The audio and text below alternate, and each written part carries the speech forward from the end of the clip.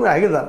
ಆದರೆ ಇಲ್ಲಿ ಇನ್ನೊಂದು ಉಳಿತದೆ, ಭೂಮಿ ಹಗರಣದ ಬಗ್ಗೆ ಮತ್ತು ಜೊತೆಗೆ ಭೂಮಿ ಹಗರಣ ಜೊತೆಗೆ ಇನ್ನೊಂದು ಏನಪ್ಪ ಅಂತಂದ್ರೆ ಈ ಒಂದು ಮೀಟರ್ ಬಡ್ಡಿ ಬಗ್ಗೆ ಇದ್ರ ಬಗ್ಗೆನೂ ಸಹಿತ ಈಗ ಕೋರ್ಟ್ ಮ್ಯಾಟ್ರ್ ಆಗಿದ್ದಾವೆ. ಇದ್ರ ಡಾಕ್ಯುಮೆಂಟ್ಸ್ ತೊಗೊಂಡು ನಮ್ಮ ಸೋಮನಾಥ್ ನಾಯಕರು ಬೆನ್ನತ್ತಿದ್ದಾರೆ.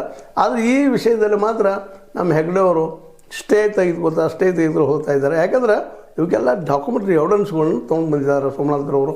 ಒಳ್ಳೆಯ ಹೋರಾಟ ಮಾಡಿದ್ದಾರೆ ಅವರು. ಹೀಗಾಗಿ ಇದರಿಂದ ತಪ್ಪಿಸ್ಕೊಳ್ತಾರ ಅನ್ನುವಂಥ ಒಂದು ದೊಡ್ಡ ಪ್ರಶ್ನೆ ಅದ.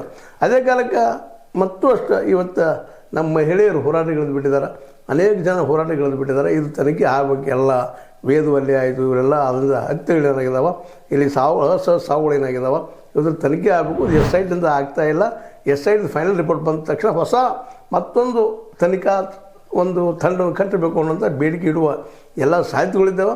ಮತ್ತು ಸರ್ಕಾರಕ್ಕೂ ಸಹಿತ ಇದು ನುಂಗಲಾರದ ಮತ್ತು ಉಗಳಲಾರದ ಒಂದು ವಿಷಯ ಆಗಿದ್ದರಿಂದಾಗೆ ಈ ಮುಂಬರುವ ದಿನಗಳಲ್ಲಿ ಇದು ಕುತೂಹಲ ಮೂಡಿಸ್ತಾ ಇದೆ ಧರ್ಮಸ್ಥಳದ್ದು. ಯಾಕಪ್ಪ ಇದು ನನ್ನೆಲ್ಲ ಚರ್ಚೆ ಮಾಡ್ತಾ ಇರ್ತೀವಿ ಅಂದ್ರೆ ನಿಮಗೆ ಗೊತ್ತಾಗ್ತಾ ಇರಲಿ ಏನು ಡೆವಲಪ್ ಆಗ್ತಾ ಇದೆ ಮತ್ತು ಇಲ್ಲಿ ಯಾರು ಏನು ಮಾಡಲು ಪ್ರಯತ್ನ ಮಾಡ್ತಾ ಇದ್ರು ಒಂದು ನಮ್ಮ ಅಜಂಪ್ಷನ್.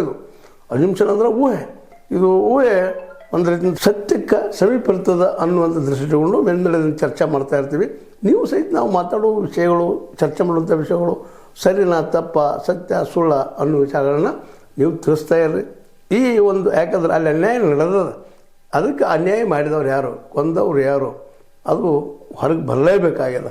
ಆ ದೃಷ್ಟಿ ಇಟ್ಕೊಂಡು ನೀವೆಲ್ಲರೂ ಇದಕ್ಕೆ ಕೋಪ್ ಮಾಡ್ತೀರಿ. ಜೊತೆಗೆ ಹೆಣ್ಣುಮಕ್ಳು ಏನು ಹೋರಾಟ ಮಾಡೋದು ಕೇಳಿದ್ದಾರೆ ಅವ್ರು ಸಹಾಯ ಮಾಡ್ತೀರಿ. ಜೊತೆಗೆ ಇನ್ನುಳಿದ ಅನ್ಯಾಯಗಳು ಆಗಿದಾವೆ, ಅವಕ್ಕೆ ಪರಿಹಾರ ಹುಡ್ಕೊಳ್ಳಿ. ನಿಮ್ಮೆಲ್ಲರ ಸಹಕಾರ ಮುಖ್ಯ ಇರ್ತದೆ. ಯಾಕಂದ್ರೆ ಯಾವಾಗ ನ್ಯಾಯಾಂಗ, ಶಾಸಕಾಂಗ, ಕಾರ್ಯಾಂಗಗಳು ಸೋಲ್ತಾವೆ ಆಗ ಜನಾಂದೋಲನ ಒಂದು ಅದಕ್ಕೆ ಉತ್ತರ, ಜನರು ಕೇಳೋ ಪ್ರಶ್ನೆಗಳ ಉತ್ತರ ಹೇಳಬೇಕಾಗ್ತದೆ.